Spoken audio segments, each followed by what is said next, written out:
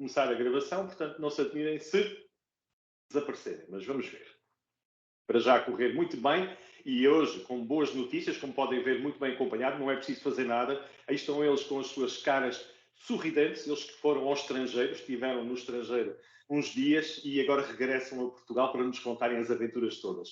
Como de certeza já os reconheceram, temos já Del Oliveira ali por baixo, temos o Cajó Mendes também, no caso concreto, também presente, eles que fizeram a dupla que esteve a correr na Baixa de Andaluzia com um T3 e têm muito para nos contar, foi esse o convite, esse desafio, nos próximos minutos, de falarmos um bocadinho sobre essa presença. E por isso, sem mais demoras, as boas-vindas a ambos, é com muito gosto que vos recebo aqui, e eu iria escolher, começar pelo piloto e depois já vamos ao navegador, mas fazer de conta que não estiveram lá os dois juntos, eu pergunto ao Hélder, primeiro de tudo, que balanço há de fazer-se desta presença na Baixa de Andaluzia? Depois já vou ouvir da parte do Cajó se concordam ou se têm alguma coisa para acrescentar. Bem-vindos, Hélder. Olá, boa noite, Gonçalo. Obrigado pelo convite. Mais uma vez, com muito gosto que estou presente aqui no 16 Válvulas. O balanço é um balanço misto, o balanço a fazer da Baixa Andaluzia. Para começar, há sempre aspectos positivos a tirar destas provas e o facto de termos conseguido reunir condições para voltar a participar numa prova da taça, neste caso do Campeonato do Mundo de Rally Rides, foi só para nós estar à partida foi uma vitória e conseguimos completar a prova e terminamos e, portanto, foi uma experiência muito interessante e conseguimos demonstrar em termos de andamento que conseguimos estar ao nível dos melhores do mundo. Em termos desportivos, em termos de classificação final, não atingimos aquilo que era o nosso objetivo, fruto principalmente do problema que tivemos no penúltimo dia, e a prova em si também, se calhar, deixou algumas coisas a desejar face às expectativas que nós criamos. No entanto, acho que o ambiente na equipa foi 5 estrelas, tudo com o SGS correu muito bem, o funcionamento durante a prova, portanto, o balanço, depois de passar Já vamos então saber esses pormenores todos. Muito bem, já vamos saber esses detalhes todos. Cajó, o que é que há a dizer, assim, só de um resumo rápido para depois então olharmos para a prova em si? Desportivamente não foi o que ambicionávamos. Ao final do primeiro dia estávamos a caminho do que ambicionávamos. Foi para os dois uma aprendizagem, uma navegação totalmente diferente, difícil, ainda por cima no primeiro dia uma navegação que para um aprendiz já era difícil, quando estava ao parque todo de assistências com as mãos nos cabelos. Acho que agora no final destes 3 dias estávamos prontos para arrancar com mais calma, com mais à vontade. Não tenho qualquer tipo de dúvidas. Então vamos voltar atrás um bocadinho no tempo. Na altura era feito o anúncio aqui no 16 Válvulas desta presença. Eu pergunto-me, à partida para a prova, estavam reunidas as condições? Havia algo a melhorar? Havia algo que teve que ficar adiado pela pressa ou alguma coisa? Ou vocês estavam com a máquina perfeita, a máquina oleada, porque eu aqui quando falo em oleada é estarem já todos a saber o que é que vão fazer, cada um com as suas posições, ou pelo contrário, conseguiram estarem tranquilos na partida para esta Baixa da Andaluzia? Sim, à partida estava tudo a correr conforme tinha sido delineado. Quando nós fizemos o plano na nossa equipa, juntamente com o SGS, eu e o Cajó juntamente com o SGS, tínhamos planeado participar na Baixa do Norte como preparação e treino para a Andaluzia. Fizemos-lo, correu bem, cumprimos exatamente todos os objetivos que tínhamos definidos, não a nível de classificação, embora aí também tenha sido boa, mas mesmo a nível de treinos com especificações diferentes do carro. E, portanto, à partida, quando nos apresentamos nas verificações ou no teste antes da prova em Sevilha, na segunda-feira, estava tudo conforme aquilo que nós tínhamos planeado. Ok. Cajó, e em relação à documentação, em relação à preparação do teu lado, nomeadamente, estás preparado para mudar aquilo que houver a mudar e que podes mudar no T3? Também estavas completamente tranquilo? Estavas perfeitamente com a experiência tida na Baixa do Norte? Deu para fazer essa revisão? Adaptámos-nos muito bem ao carro. Um carro fabuloso que nos meteram nas mãos. À partida só havia ali a dúvida do roadbook eletrónico, era uma experiência, era a primeira experiência, não é nada do outro mundo, requer algum hábito. De resto. Ok. Hélder, primeira etapa, começam os primeiros quilómetros, adversários de todo o nível, todo o tipo de adversários que era possível de encontrar. como é que foi o primeiro dia? O que é há para dizer numa descoberta aqui de uma nova realidade para quem vinha da Baixa do Norte? A primeira etapa no Rally da Andaluzia era composta por um A e um B, era assim que se definia, em dias diferentes. O 1A era aquilo que em Portugal chamamos normalmente o prólogo, em que não correram exatamente as coisas como esperávamos, porque nós, como não tínhamos feito provas recentemente, deram-nos um número bastante alto, éramos o último da categoria T3, o prólogo era um prólogo até grande, tinha cerca de 10 km, e nós ao quilómetro 7 já tínhamos recuperado 1 minuto para o concorrente que partiu à nossa frente e, portanto, fizemos os últimos 3 km no pó. Pronto, portanto, perdemos tempo no prólogo e acho que ficámos abaixo daquilo que conseguiríamos fazer. E, portanto, na posição de partida para a etapa 1B, foi no dia seguinte uma etapa de cerca de 300 km, especial mesmo ao cronómetro, estávamos um bocado mais para trás do que aquilo que pretendíamos, com as consequências que isto traz em termos de andamento, de ultrapassagem de pilotos no pó. Mas a verdade é que, apesar dos contratempos que o Cajó falou, de navegação, que na primeira parte da etapa nos deixou preocupados, quando chegámos a meio, percebemos que esses problemas tinham sido comuns num dos waypoints a todos os pilotos, tanto que esse waypoint veio a ser anulado, e noutro sítio comum a muitos pilotos também. Portanto, no final, terminamos em sexto da categoria T3, a 35 segundos do quinto lugar, portanto acho que foi uma etapa muito boa e lá está, estávamos a cumprir aquilo que definimos a seguir ao prólogo, que era aproximar-nos do top 5 e depois tentar lentamente ir o mais longe possível. E Cajó, a questão óculos, essa questão da poeira, tudo mais, depois no meio disso tudo, o roadbook digital, este 1A e 1B foi fácil da tua parte, foi uma evolução, foi o aprender sempre e sentias-te no final deste dia já à vontade? Sem dúvida, o 1A foi super rápido até apanharmos o nosso adversário, foi mesmo muito rápido. Aquilo, não apanhando o adversário, tenho a plena consciência que teríamos saído num lugar muito melhor. A 1B foi complicada, o pó era muito denso, era muito chato, parámos mais que uma vez por não ver a pista, não facilitou as coisas, mas fomos evoluindo, fomos ultrapassando alguns concorrentes e o resultado final no primeiro dia foi muito agradável. Sim, aqui em Portugal conhecendo. Gonçalo, desculpa, a parte de tarde desse primeiro dia correu-nos perfeita, já com muito bem a nível de navegação, muito bem a nível de andamento, correu-nos muito bem a parte de tarde dessa etapa. Eu ia apontar a nível do sistema de aviso, o Sentinel, o famoso Sentinel, também havia nesta prova, já agora, confesso o meu desconhecimento, para avisar quem ia à vossa frente, que vocês vinham mais rápidos para passar? Podes responder. Sim, havia. Não sei se o sistema funcionava a 100%, mas houve situações que ultrapassámos com muita facilidade, outras situações que não foi tão fácil. Quando há zonas em que está tudo muito perdido, há muitos sinais de vários carros, e eu acho que nessas situações o Sentinel se baralha um bocadinho. De resto, houve uma ultrapassagem que foi mais difícil, as outras foram todas completamente pacíficas. E como é que era, Helder? Passar no pó essa gente toda? Faltou ali o Paulo Fiuza, neste caso, para castigar quem não estava a cumprir com os avisos, não é? A verdade é que nós somos bastante críticos ao sistema que temos em Portugal, mas lá fora o sistema também não é perfeito. Eu acho que é difícil de encontrar um sistema perfeito. Depois depende sempre muito do piloto que vai à frente. Eu acho que, em geral, neste tipo de provas internacionais, talvez, em geral, haja mais boa vontade. Porque eu acho que quando toca... Como a prova é muito grande, não é o facto de separar 30 segundos ou 40 segundos que faz muita diferença para um piloto que é alcançado. Em Portugal não é bem assim, né? Em Portugal 30 segundos é uma eternidade e andamos todos ali e, portanto, o stress é muito maior quando se percebe que temos alguém atrás. Nós, a nível de ultrapassagens, nesse dia, como o Cajó disse, a maior parte foi pacífica. Tivemos lá uma situação em que andavam vários carros perdidos e depois, quando arrancávamos, andámos ali vários juntos. Tivemos mais alguns problemas, foi mesmo na última etapa, foi onde tivemos até mais problemas com a ultrapassagem. Uhum. Passamos então já deixámos o 1A e 1B, vamos ao 2A, 2B também? O 2. Era só 2, a partir daí era uma etapa por dia, a 2 foi aquela que talvez tenha sido a etapa mais dura de todas, porque não houve especial.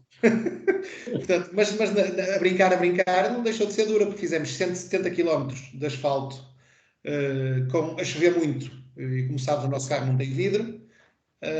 E depois tivemos que fazer os 170 km para trás. Portanto, claro que não foi uma etapa fácil, mas a nível desportivo o que ficámos foi muito tristes, porque tudo indicava que, até segundo o que a organização disse, que era uma etapa adequada para os T3 e se calhar à medida daquilo que os pilotos portugueses estão mais habituados. E acho que íamos ter a hipótese, quer eu, quer os outros colegas portugueses que tínhamos no T3, de brilhar a nível de classificação geral. Ia estar molhada. A parte final dessa etapa ia estar molhada, tinha chovido. Acho que era uma mais. Perguntar. No meio disto tudo, deu para acalmar o pó, mas depois veio a chuva também com o frio e também, mais uma vez, a limitar a vossa visibilidade, que não tem vídeo.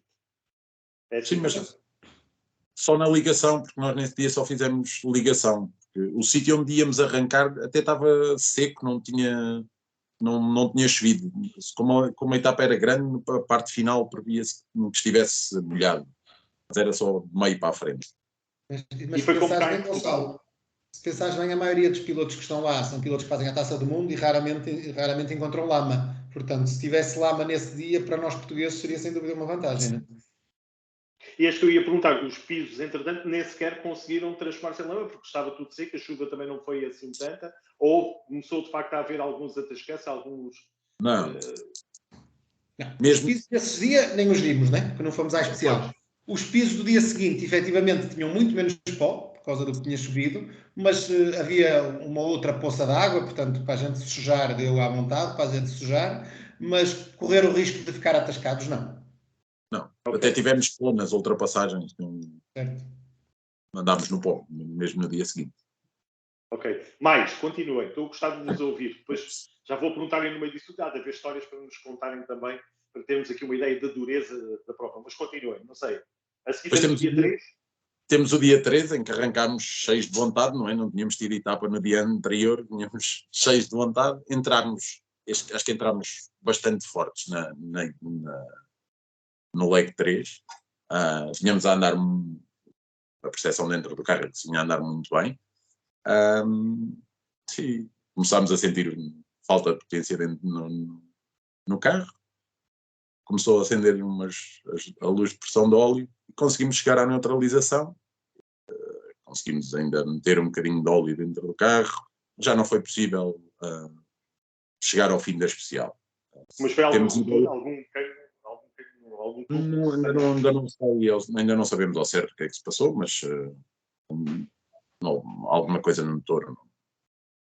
Helder, e esta vontade inicial que está o Cajó a dizer, tem a ver com conversas tidas com os adversários, com os outros portugueses, vamos atacar, ou é uma vontade própria, já à vontade com o carro, aquilo tudo mais, e vimos voltar a encontrar o Helder que todos nós conhecemos? Isto também era um bocadinho da estratégia que a gente tinha definido, como eu mencionei, depois da etapa 1B, né? Portanto, nós estávamos a 35 segundos do quinto e queríamos continuar nessa recuperação.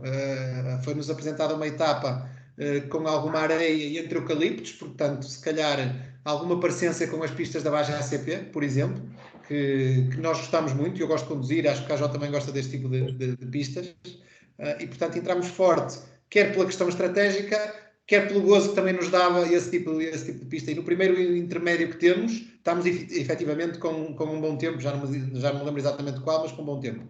Mas ainda nessa primeira parte começámos a sentir a falta de rendimento motor, tanto que nós antes da neutralização ainda somos ultrapassados depois por dois dos nossos adversários, porque o carro já vinha com falta de potência. Mas terá sido após algum toque? Perceberam-se de alguma coisa? Não, nós até sentimos algo logo no início, ainda na ligação, que na altura tentámos desvalorizar porque já não havia muito a fazer, então tentámos acreditar que não seria nada, mas era. E, portanto, o problema já vinha antes do setor começar, só que ainda não se fazia sentir no rendimento, mas o carro já estava a perder óleo pelo escape nessa altura.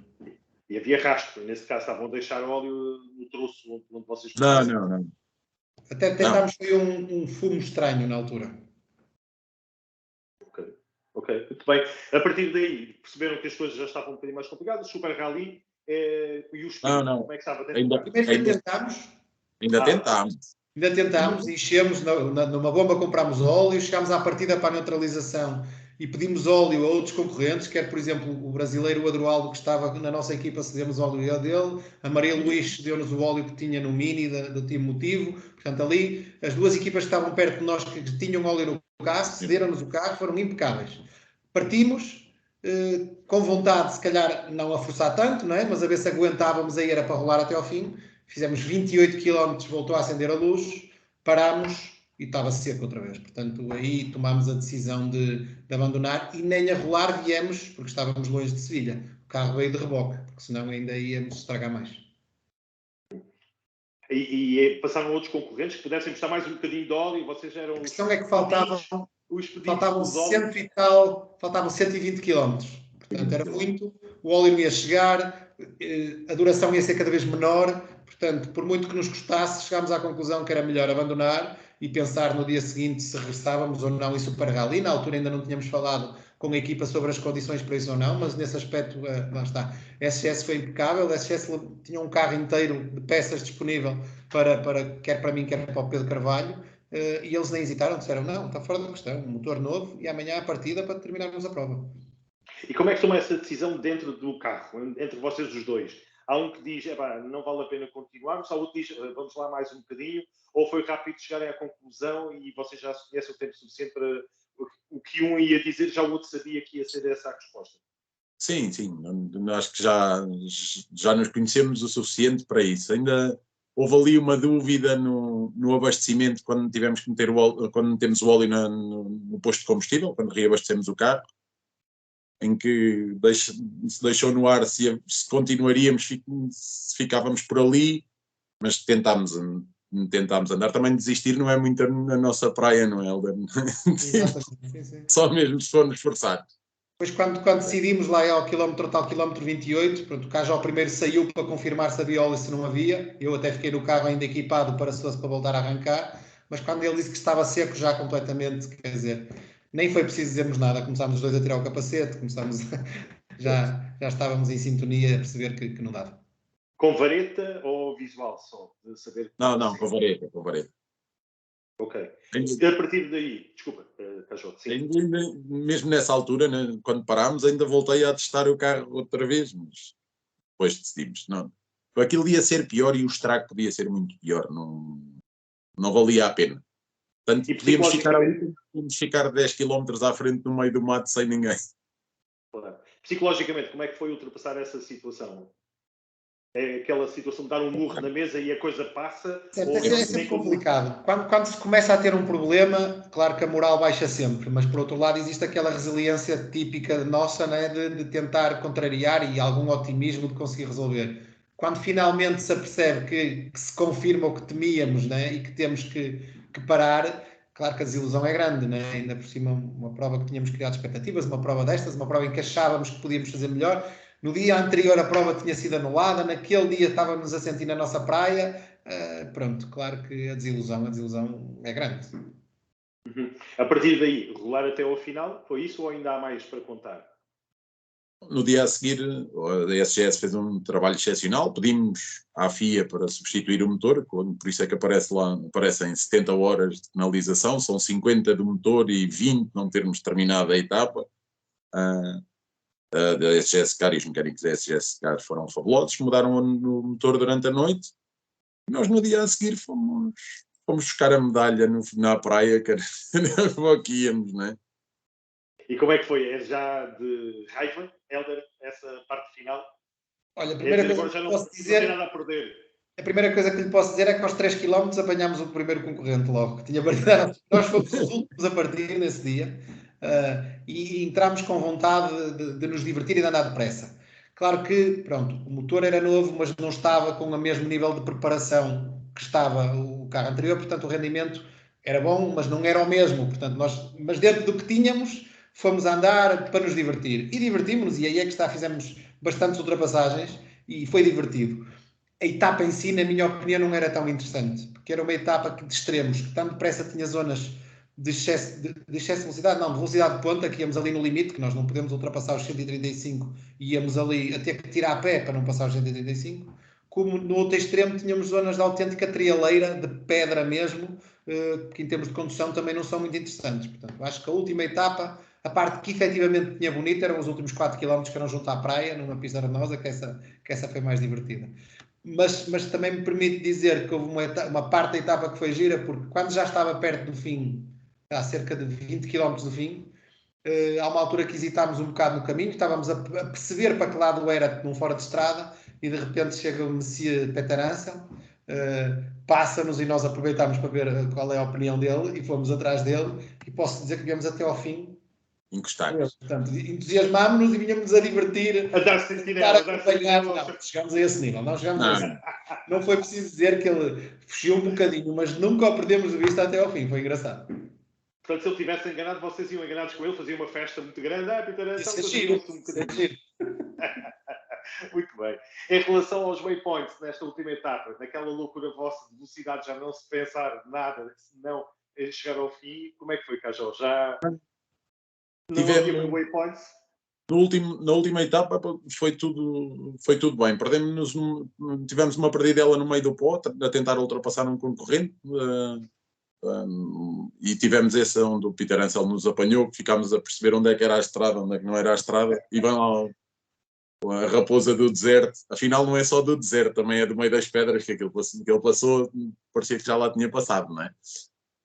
E pronto, foi nada de especial. E a praia, essa parte final, também teve aqui um ambiente diferente, não é? Pelo menos eu ouvi fotografias, o ambiente já no final. O final foi muito agito. Foi giro, quer o final da etapa, quer depois o início da ligação, porque nós estávamos numa pequena povoação junto ao Mediterrâneo e estava cheia de público a assistir, a bater palmas, nas rotundas a pedir para a gente dar um bocado de espetáculo. Foi uma situação... Foi gira a paisagem junto à praia, o ambiente que a organização criou, mas também o apoio do público logo à saída também foi muito interessante.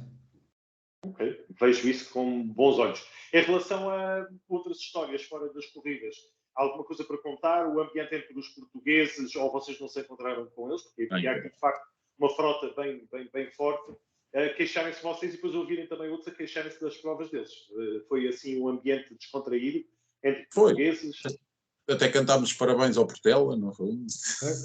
Sim, era frequente haver visitas nossas a outras boxes, ou dos outros às nossas boxes. Portanto, o João Dias tem alguma proximidade também connosco, o Luís Portela de Moraes. Estou estes dois exemplos que estavam na categoria T3 como nós, e portanto houve ali se calhar mais troca de conversas.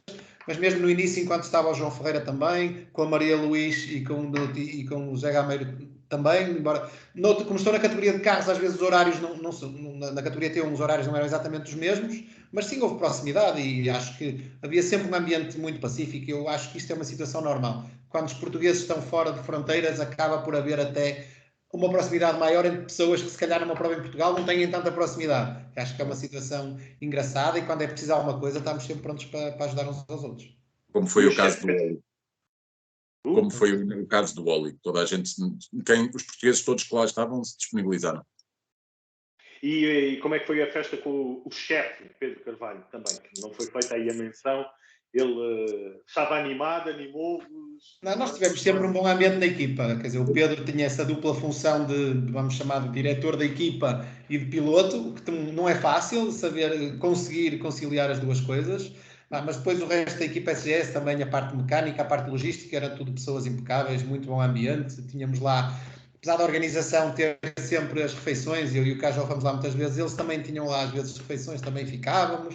Existe ali um companheirismo grande entre eles, nota-se. Nós somos mais recentes na estrutura, mas acho que correu tudo bem, correu tudo muito bem.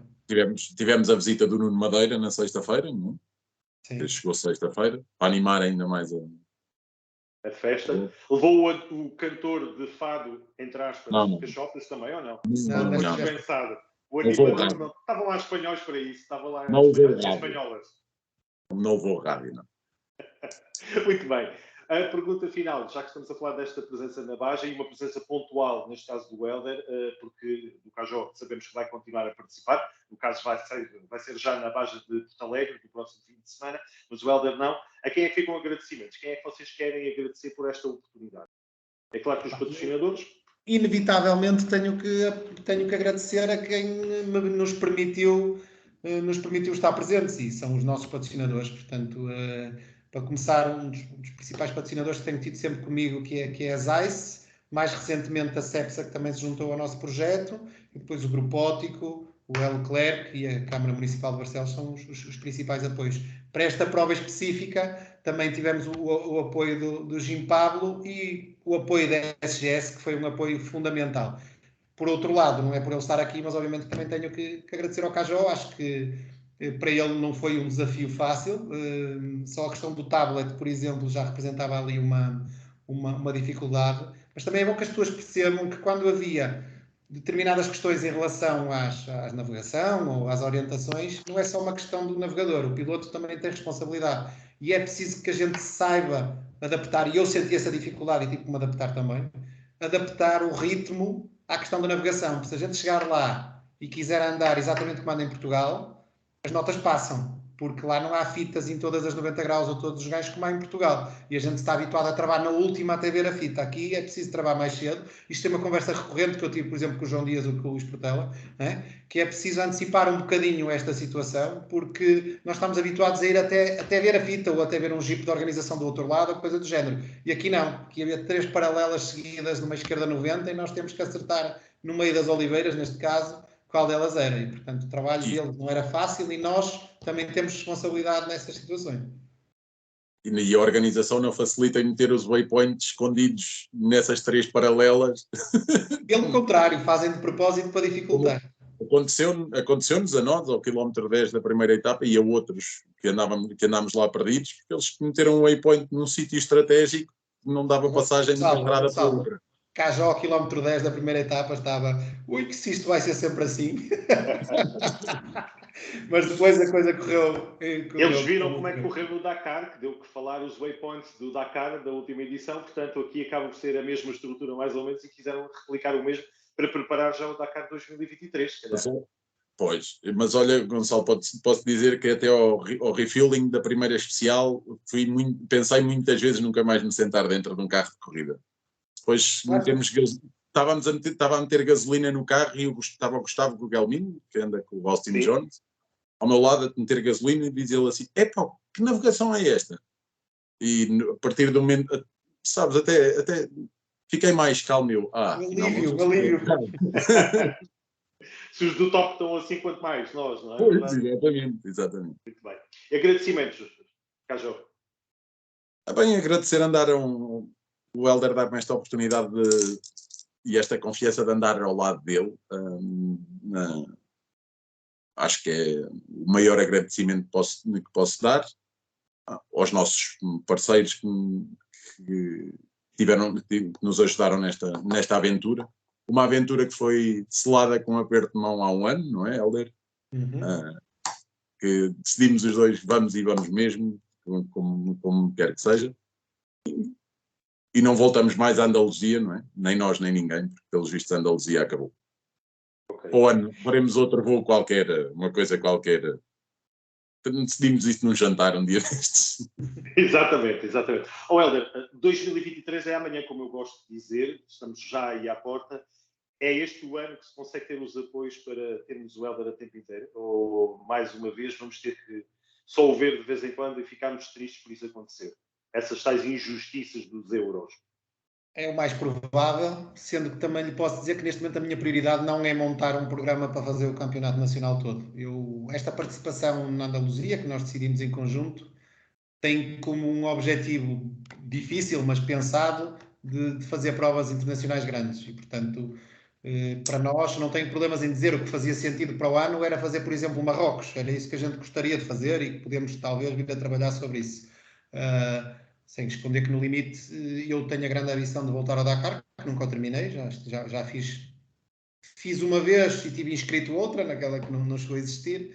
O Cajó nunca esteve, mas sei que também gostava de estar e, portanto, esse para nós seria um último objetivo, mas passo a passo eu acho que é um objetivo muito difícil de concretizar.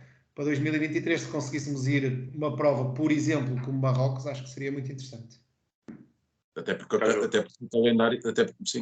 o calendário para o ano do Campeonato do Mundo de Rally Raid mudou muito. A Andaluzia sai, entrou a Ruta 40 na Argentina e a única corrida aqui perto que nós achamos que seja minimamente viável e mesmo assim com custos absurdos será o Rally de Marrocos. Mas vamos fazer, vamos tentar ir lá para o próximo. Com tempo. E começar a fazer um mielheiro, se for possível. Helder, e T3, sem dúvida, não há outra hipótese? É mais uma vez uma questão, também tenho conversado orçamento. Se me perguntar o que é que eu prefiro, eu claro que preferia voltar aos T1s. Tenho muitas saudades e vi lá, por exemplo, na nossa equipa tínhamos lá uma Toyota Hilux, eu todos os dias de manhã olhava para a carrinha e pensava, ai que aquilo podia ser já agora, não era já agora. Mas também me divirto muito no T3 e, portanto, também gostei da experiência no T3 e, portanto, acho que de forma realista, se o objetivo for fazer provas grandes, é melhor continuar a pensar no T3. Para terminarmos, Cajó, não vamos falar de Porto Alegre, encontramos em Porto Alegre, depois logo falamos da presença com o piloto habitual. Eu pergunto ao Helder se o fecho de época foi feito aqui na Andaluzia ou ainda vamos nos encontrar em fronteira a participar com os apoios da casa e mais alguns pilotos. Em princípio, não estarei presente em fronteira. Portanto, já houve uma outra situação que também, sinceramente, não foi muito viável. Não estou ativamente à procura de nada. Teria que ser algum desafio que me surgisse interessante. Neste momento, não tenho prevista a participação em fronteira. O time Gin Pablo, por exemplo. Cajó? Sabe? Quiçá um dia destes. Mas não isso foi é para fazer a prova ou para beber? Não estou a perceber. É o que for preciso, é isso aí para o caso. Mas pode ser como diz numa fronteira, ainda não sei. Não sei se aqui as meninas de minha casa me deixam sair mais um fim de semana, não é? Tem aqui, elas também têm que ir correr. Pronto, o Helder tem desculpa que vai ficar este fim de semana, já não sai. Eu vou-me embora amanhã ou quinta-feira. Portanto, tenho aqui uma luta em casa que. Mas talvez, ainda não sei. Ainda não decidi se não estou presente em fronteira. Tenho aí um desafio dos amigos. Tenho um desafio de uns amigos de um carro que nós já corremos, eu e o Helder. Todos os dias me moem a cabeça e eu, se calhar, tenho que lá ir fazer uma perninha. Está aqui um piloto disponível. Eu vejo aqui em baixo com uma camisola assim escura, está aí um piloto disponível para a equipa. Portanto, se precisarem de piloto, acho que conduz mais ou menos. Portanto, se vocês mais ou menos. Exatamente. Mais ou menos. Muito bem, agradeço aos dois a vossa simpatia deste balanço da Baja da Andaluzia. Fica o agradecimento por esta oportunidade. Dou-vos os parabéns, tenho a certeza que vocês deram o máximo de vós, e isso foi perfeitamente visível, mas dou-vos os parabéns por aquilo que conseguiram, apesar das dificuldades, e agora fico à espera de mais. Portanto, fico à espera de novidades, não do Cajó, isso no fim de semana vamos nos encontrar e já sabemos como é que vai ser, mas no caso do Helder, estou aqui mais uma vez a torcer, o Helder já sabe essa minha opinião, fico aqui a torcer para que venha de lá um fumo branco, costuma ser bom sinal, não nos carros, que aí pode ser mau sinal, mas fumo branco de apoios para continuar a correr no próximo ano e podemos estar aqui. Mas deixa-me só fazer uma à parte. Nós temos uma coisa gira entre os dois, que nós começámos por pensar fazer em provas internacionais quando se falou que a Baja ACP passaria uma prova de campeonato do mundo. Então, tem sido gira, finalmente começámos a concretizar. Tínhamos o projeto montado para a Baja ACP, não conseguimos fazer porque a Baja foi cancelada. Tínhamos Andaluzia no início e foi adiada para agora. Espero bem que agora, quando tomarmos a decisão que vamos a Marrocos, que não havia em Marrocos. Vocês acabam com as provas, já percebi. Vocês é que acabam com as provas, é por causa de vocês. Íamos no caminho para Sevilha a dizer só temos a certeza quando lá chegarmos. Muito bem. Um agradecimento aos dois, mais uma vez também, por a hora tardia, mas ainda estarem aqui connosco a partilharem as vossas emoções e aquilo que aconteceu. E muitas histórias mais ficaram por dizer, mas estas são aquelas que se podem saber. E por isso agradeço-vos por esta oportunidade e boa sorte nas negociações. Helder, obrigado. Obrigado, Gonçalo, pelo convite. E até ao fim de semana, Cajó. Obrigado. Obrigado. Boa viagem para os dois. Obrigado também. Com licença. Obrigado. Tchau.